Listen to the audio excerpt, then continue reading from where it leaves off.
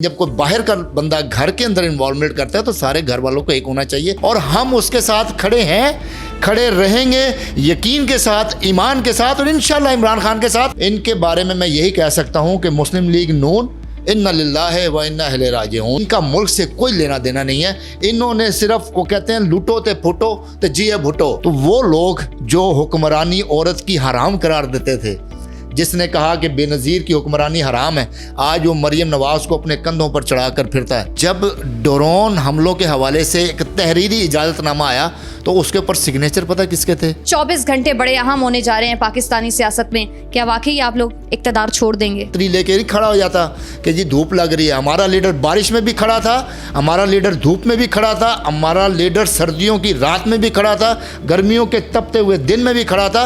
उस पर एक बाज़मीर, उस पर एक सच्चे मुसलमान का जो जवाब था वो था एब्सोल्युटली नॉट। आज से 1400 साल 1500 साल पहले नमरूद को अल्लाह पाक ने तख्त पे बिठाकर जूते पड़वाए थे। तो हो सकता है कि अगले वजीर आजम के लिए जो तख्त सजाया जा रहा हो, क्या आप शहबाज शरीफ साहब डिजिटल पाकिस्तान की वीडियोस देखने के लिए हमारा चैनल सब्सक्राइब कीजिए और बेल आइकॉन को प्रेस कीजिए ताकि आप हर वीडियो से बाखबर रह सकें। अस्सलामुअलैकुम, डिजिटल पाकिस्तान के साथ मैं हूं आपकी मेज़बान अरीज फातिमा। नाज़रीन कराम, पाकिस्तान की बदलती हुई सूरत हाल, पाकिस्तानी सियासत में जो कशमकश और जो जोड़ तोड़ जारी है, पाकिस्तान का अगला वज़ीर आज़म कौन होगा, पाकिस्तान की सियासत में कौन होगा, पाकिस्तान का मुस्तकबिल कौन होगा। जो लड़ाइयाँ पहले ईवान और अपोजिशन में हुआ करती थीं, उन लड़ाइयों का रुख सड़कों की तरफ होता जा रहा है। इस सियासी कशमकश और सियासी सूरत हाल पर बातचीत करने के लिए हमारे साथ मौजूद हैं PTI के सीनियर रहनुमा हैं और बड़े एक्टिव मेंबर हैं, खुल के तनकीद भी करते हैं और खुल के इस्लाह भी करते हैं करनी हो तो। रिजवान अहमद साहब, अस्सलाम वालेकुम। वालेकुम सलाम, क्या हाल है? ठीक है अल्हम्दुलिल्लाह, बिल्कुल ठीक हूँ। डिजिटल पाकिस्तान को वक्त देने का बहुत बहुत शुक्रिया। सबसे पहले ये बताइए कि 24 घंटे बड़े अहम होने जा रहे हैं पाकिस्तानी सियासत में। क्या वाकई आप लोग इक़्तिदार छोड़ देंगे? देखें अरीज, बात यह है कि ये 24 घंटे वो तो ब्लैक एंड वाइट आपके सामने चीज़ें जो नज़र आ गई हैं, रिजल्ट्स वो तो सामने आ चुके हुए हैं, उसमें तो कोई दो राय नहीं है। अब इसकी जो इसकी बैकग्राउंड है वो हमने देखना है कि इसके बैकग्राउंड में क्या है, इमरान खान को क्यों हटाया जा रहा है, इमरान खान को इस वक्त पाकिस्तान की सियासत से क्यों साइड पे किया जा रहा है। सबसे बड़ा इशू ये है। इशू क्या था? इशू ये था कि इमरान खान ने ड्रोन हमले करने वालों को कहा कि हम आपके ड्रोन्स को अपनी एयरफोर्स से कहेंगे कि उसको ज़मीन पर गिरा दो। फिर जब उन्होंने हमारे से एयरपोर्ट मांगे या एक इंटरव्यू में किसी सहाफ़ी ने, जैसे आप मेरे पास बैठी हैं, अगर आप कोई मेरे घर के बारे में या मेरे मुल्क के बारे में कोई चीज़ डिमांड करेंगी फॉर द अदर कंट्री, तो उसके बारे में जब डिमांड की गई कि क्या आप हमें एयरपोर्ट देंगे, किस लिए देंगे कि हम यहाँ से अपनी फ़ाइटर प्लेन उड़ाकर अफ़गानिस्तान में जाकर मुसलमानों को शहीद करें जिस तरह पिछले 40-45 साल से किया जा रहा था। तो उस पर एक खुददार, उस पर एक बाज़मीर, उस पर एक सच्चे मुसलमान का जो जवाब था वो था एब्सोल्युटली नॉट, कि मेरी सरज़मीन किसी भी जगह पर किसी भी मुल्क के लिए जंग के लिए इस्तेमाल नहीं हो सकती। अगर आपने अमन करना है तो हम लोग हाजिर हैं। तो ये जो सिनेरियो है, इस सिनेरियो के बैकग्राउंड पे जाना पड़ेगा। बाकी जहाँ तक अदम एतमाद की बात है वो परसों आपके सामने इंशाल्लाह इमरान खान साहब की बॉडी लैंग्वेज आपने देख ली और मैं एक अदना सा कारकुन हूँ उनका, मेरी बॉडी लैंग्वेज भी आप देख रही हैं। तो हम इन चीज़ों से परेशान नहीं होते क्योंकि इज़्ज़तें और ज़िल्लतें वो अल्लाह के हाथ में होती हैं। कि आज से 1400 साल 1500 साल पहले नमरूद को अल्लाह पाक ने तख्त पे बिठाकर जूते पड़वाए थे। तो हो सकता है कि अगले वज़ीर आज़म के लिए जो तख्त सजाया जा रहा हो, क्या आप शहबाज शरीफ साहब को नमरूद कह रहे हैं छुपे अल्फाज में? देखें, बात वही है ना, मैं आपको बता रहा हूँ ना कि नमरूद को तख्त पे बिठाकर जो जूते मारे गए थे, अल्लाह पाक ने एक लंगड़े मच्छर के ज़रिए उनको ये अली कार्रवाई उनके ख़िलाफ़ हुई। तो हो सकता है कि अगले वज़ीर आज़म के लिए यही हो कि तख्त कुछ नहीं होता, असल में होता है दिल, जिगर, आपकी सोच, आपका आइडिया, आपकी जो एम्बिशंस हैं अपनी कौम के लिए, आपके जो ख्वाब हैं अपनी कौम के लिए, उसके लिए आप कितने सच्चे हैं। वो इमरान खान ने बता दिया है, सारी चीज़ें खुल के बता दी कि एक बाहर का दुश्मन, देखें घर में जितनी भी लड़ाई हो, लेकिन जब कोई बाहर का बंदा घर के अंदर इन्वॉल्वमेंट करता है तो सारे घर वालों को एक होना चाहिए। और ये शहबाज शरीफ साहब ने 2-3 दिन पहले बयान दिया था कि ख़त के मंदरजात हमें बताए जाएँ तो फिर हम पार्लियामेंट में आके आपका साथ देंगे। जब कल उनको नेशनल सिक्योरिटी काउंसिल की मीटिंग में बुलाया, उन्होंने नहीं आए। क्यों नहीं आए? बेसिकली मकसूद चपरासी के जो पैसे अकाउंट में आए हुए हैं वो बचाने हैं। बेसिकली जो जायदादें, जो अकाउंट्स, जो लोग, जिन लोगों ने इनको टीटीज के ज़रिए पैसे भेजे हुए हैं इनके अकाउंट्स में, इनके बच्चों के अकाउंट्स में, उनको बचाना है। और इन्होंने प्राइम मिनिस्टर बनना है। इनका मुल्क से कोई ताल्लुक नहीं है। देखें, इनका जीडीपी दिन ब दिन बढ़ रहा है और कौम का जीडीपी नीचे जा रहा है। लिहाजा इनके बारे में मैं यही कह सकता हूँ कि मुस्लिम लीग नून इन्ना लिल्लाहि व इन्ना इलैहि राजिऊन। तो बाकी मुकाबला हम करेंगे।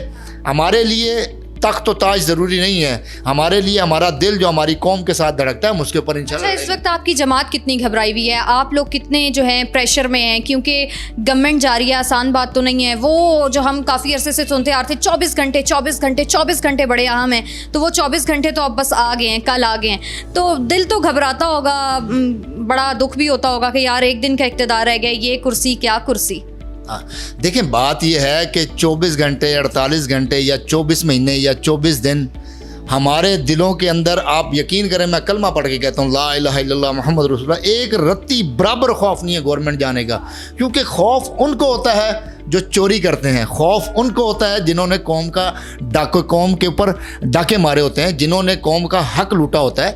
खौफ उनको होता है। उसको खौफ नहीं होता जो अक़वाम मुत्तहिदा के फोरम पे खड़े होकर कहता है कि ला इलाहा इल्लल्लाह, बीइंग अ मुस्लिम, मेरा ईमान है ला इलाहा इल्लल्लाह मुहम्मद रसूलुल्लाह। और जब हमें जहाद करना पड़ा तो बीइंग अ मुस्लिम हम लोग खून के आखिरी कतरे तक लड़ेंगे और नामूस रिसालत सल्लल्लाहु अलैहि वसल्लम की हिफाजत करेंगे। तो हमें इंशाअल्लाह अरीज कोई खौफ नहीं है कि हमारे पास हुकूमत आएगी या नहीं आएगी।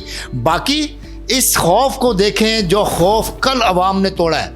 मैं आपको एक रिपोर्ट देना चाह रहा हूँ यहाँ पर आउट ऑफ द कॉन्टेस्ट कि खौफ क्या होता है। खौफ वो था जो KPK के इलेक्शन में हमने पहले मरले में सीटें लूज़ की थी। क्या वजह थी? हम कंप्रोमाइज़ हुए थे। 7 मार्च को जब इन्होंने अदम एतमाद पेश की, उसके बाद खान का जो एक सितारा था वो दोबारा अरूज पे आना शुरू हुआ। और कल की डेट में जो इलेक्शन हुआ, अमीर मकाम का बेटा भी वहाँ पर हारा, महताब अब्बासी जो गवर्नर हैं उनका बेटा भी वहाँ पर आया। JUI ने जो अपने मौलवी खड़े किए थे उन सब को शिकस्त दी। हमारे उन लोगों ने जिनको हम जानते तक नहीं थे, जिनको हमने एज अ वर्कर टिकट दी थी, तो आवाम हमारे साथ आ चुकी है। आवाम को समझ आ चुकी है कि ये चोरों का एक जो जत्था इकट्ठा हुआ है, एक गुलदस्ता जो बना हुआ है, इनका मुल्क से कोई लेना देना नहीं है। इन्होंने सिर्फ, वो कहते हैं लूटो ते फुटो ते जिए भुटो, तो ये सारे इकट्ठे हुए हैं, लूटो फुटो जिए भुटो वाले। और ये नून लीग, नूरा कुश्ती, ये सारी इकट्ठी हुई है।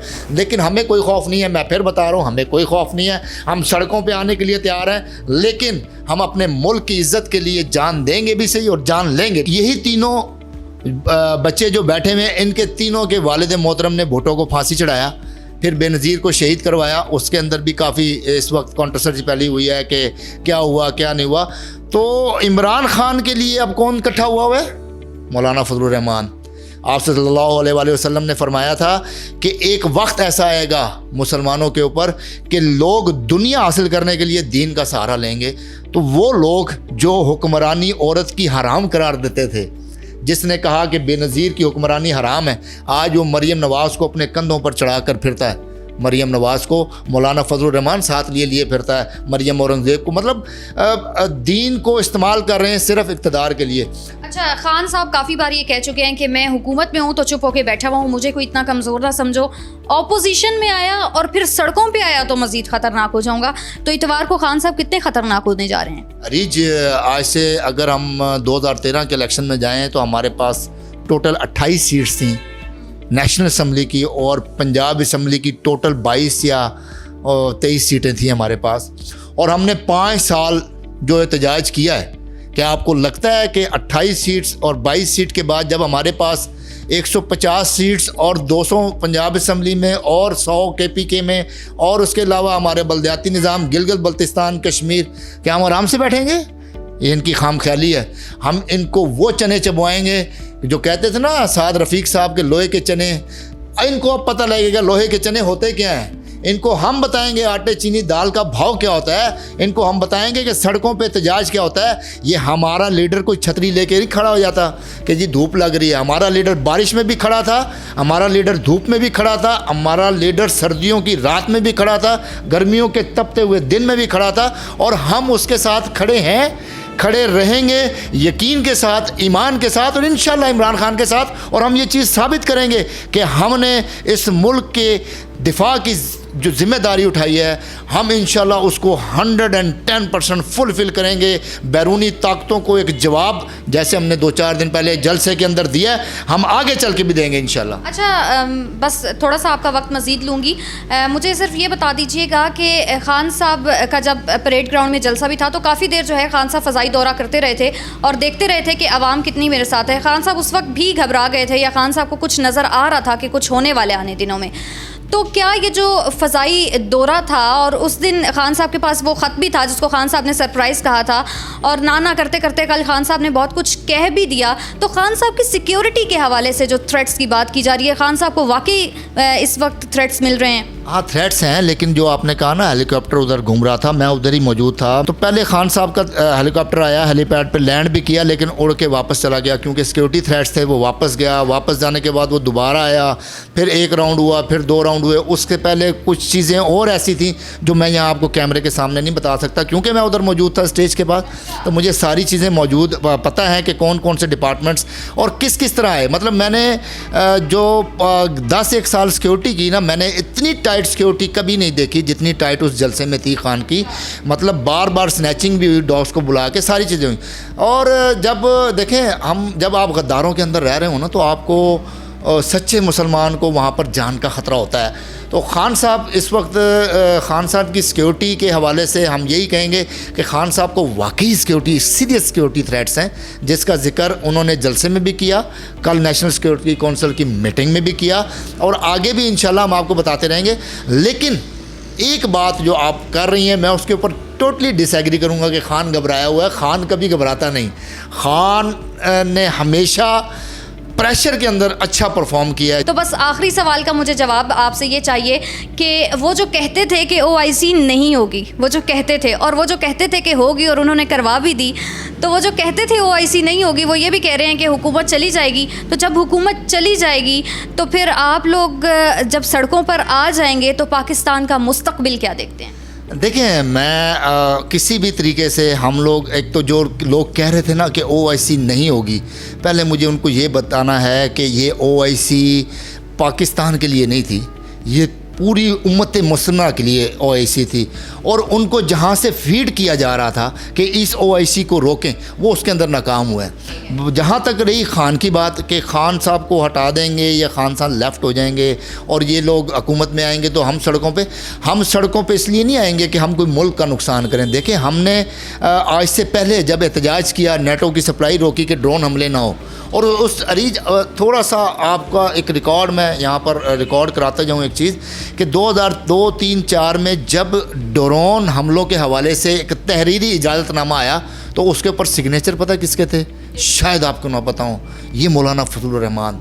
इन्होंने उसके ऊपर बाकायदा सिग्नेचर किए थे, इन्होंने इजाज़त दी थी। तो सर आपसे जवाब चाहिए कि अर्ली इलेक्शंस के कितने चांसेस हैं? अर्ली इलेक्शन हो या आज इलेक्शन हो या कल इलेक्शन हो या 2 दिन बाद हो या 6 महीने बाद हो, बात यह है कि मैं बड़ी बिलो द बेल्ट बात करना नहीं चाह रहा यहाँ पर कि जब तक मैं यहाँ पर वो बात करूँगा तो बड़ा ही गैर महज़ब सी बात हो जाएगी कि जब तक जानवरों को खुराक ना मिले ना, उनका इत्तेहाद इकट्ठा रहता है। वो जानवर जब इकट्ठे होते हैं ना खाने के लिए, तो वो इंतज़ार कर रहे होते हैं कि कोई चीज़ हमें मिले। जैसे ही उनके अंदर आता है ना, वो खुराक फेंकी जाती है तो वो आपस के अंदर फिर गुत्तम गुत्ता हो जाते हैं। तो ये एक ट्रेडिशनल है। इन्होंने ज़्यादा से ज़्यादा बहुत आदमारी, महीने 1.5 के बाद एक दूसरे के दस्तों गिरबान होंगे और शहबाज शरीफ कहेगा मैं तुझे घसीटूँगा, बिलावल कहेगा कि नवाज़ शरीफ का असल बाप ज़िया-उल-हक है, और इस तरह ये आपस में, और मौलाना फजलुर रहमान कहेंगे कि नवाज़ शरीफ खा गया, जरदारी खा गया। इन्होंने आपस में दस्तों गिरबान हो जाना है। और उसके बाद इलेक्शन का जब मोड आएगा ना, तो आपको एक ही शख्स सड़कों के ऊपर पाकिस्तान की हिस्ट्री में जो पिछले 15-18 साल से जलसे करता नज़र आ रहा है, वही दोबारा नज़र आएगा और वही सच के अलम बुलंद करेगा।